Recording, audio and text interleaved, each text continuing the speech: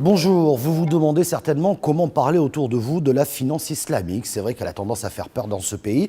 Et pourtant, lorsqu'on explique chaque terme, chaque mot, vous allez voir, les réactions vont être toutes différentes autour de vous. Alors nous allons ensemble, durant quelques minutes, avec nos experts, vous expliquer comment est-ce qu'elle va se développer et surtout vous apporter les réponses que vous attendez. On a fabriqué des produits qui ne sont pas des produits monétaires. Par conséquent, la finance islamique propose un certain nombre de principes. Pas d'enrichissement sans cause. On ne peut s'enrichir en finance islamique que parce qu'on travaille ou parce qu'on prend des risques. Pas de spéculation, ni d'excès d'aléas, ni de jeu à somme nulle. Il faut que tout le monde y gagne, toutes les parties prenantes à la transaction économique. Pas de secteur à rendement social négatif, une distribution équitable des rendements et une mutualisation des pertes. Et enfin, une orientation des ressources capitales qui sont rares, on le sait aujourd'hui, en particulier en France, vers l'économie réelle. Salam Épargne Placement, c'est un produit liquide, c'est de l'assurance vie, bien connu, c'est le produit financier préféré des Français, mais celui-ci est islamique.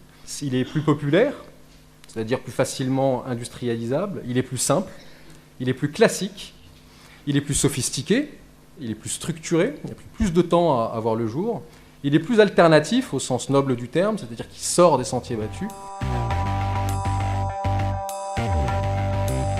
En rouge, vous avez le gestionnaire d'actifs. C'est celui finalement, in fine, qui capte les fonds et qui va les investir pour le compte de la clientèle. En vert, l'assureur. Un contrat d'assurance vie doit être proposé par un assureur qui propose l'enveloppe. Les classes d'actifs, qu'est-ce que c'est que les classes d'actifs? Ce sont finalement les endroits où les fonds des souscripteurs sont orientés.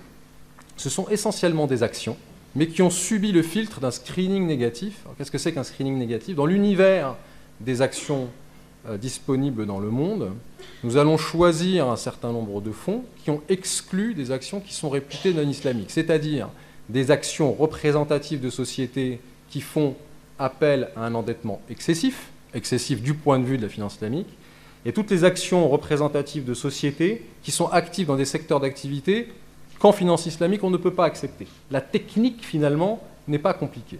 Ce qui est compliqué, c'est de convaincre les sharia boards et de convaincre les fabricants. C'est un comité de conformité, comme il en existe plusieurs dans le monde, qu'on est dans une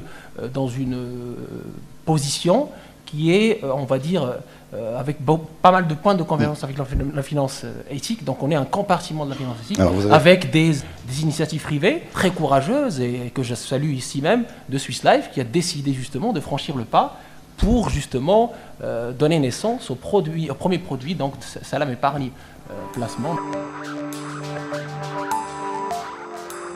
Le contrat d'assurance vie Salam est réellement halal pour des raisons simples, c'est qu'il a été étudié minutieusement par un sharia board, qu'il SIFI, donc des docteurs en droit musulman, qui ont signé une espèce de fatwa, ce qu'on appelle un avis juridique, qui prouve à l'instant T qu'il a été conforme. Ensuite, il y a un audit régulier qui confirme aussi la continuité du respect de la charte initialement émise par le SIFI. Il est halal à 100%, et c'est le premier épargne halal français.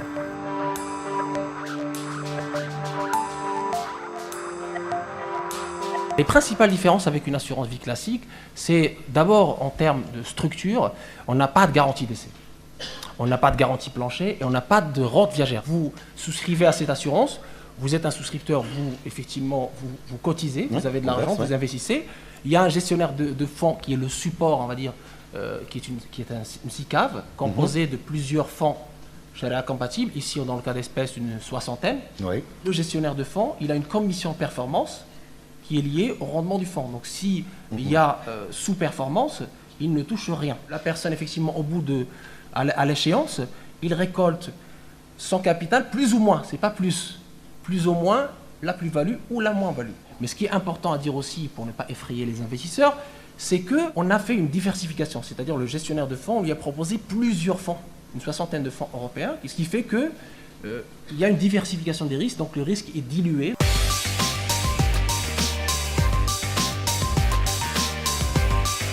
Au regard du droit musulman, même si on se débarrasse de ce qu'on appelle les intérêts, c'est-à-dire le riba, il demeure que les actifs sont gérés de façon qui n'est pas conforme justement à la charte de la finance islamique. Donc de ce fait-là, eh bien, on n'est pas dans le halal, puisque tout simplement, au-delà même de l'intérêt, qui est effectivement le premier obstacle, le deuxième obstacle, c'est l'investissement de ces actifs, des clients, dans des activités ou des actifs qui ne sont pas forcément licites, donc au regard du droit musulman.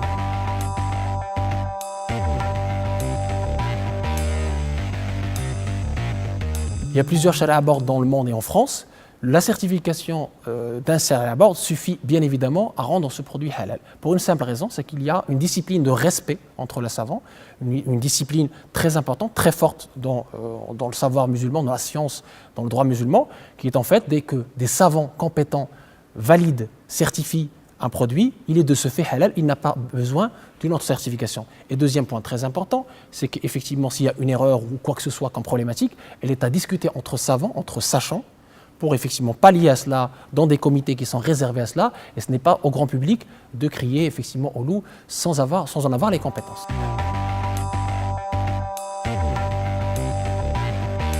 C'est vrai que la France a 10 ans de retard par rapport au Royaume-Uni sur le terrain de la finance islamique. Je crois qu'il y a 3 raisons. La première est essentiellement structurelle. Au Royaume-Uni, c'est le gouvernement qui l'a voulu. En France, les autorités préfèrent que le marché se fasse. La deuxième raison est culturelle et idéologique. L'islam a mauvaise presse.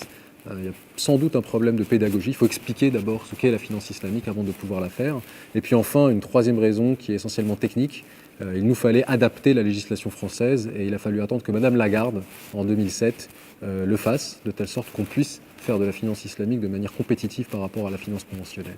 Les banques françaises hésitent à faire de la finance islamique pour une question de réputation. La clé dans l'offre charia, dans l'offre islamique, c'est que vous devez la rendre explicite, vous devez communiquer. Si vous communiquez sur le fait qu'une offre islamique existe, il est possible que vous subissiez une déperdition de la clientèle, cette clientèle-là qui ne souhaite pas que sa banque fasse de la charia.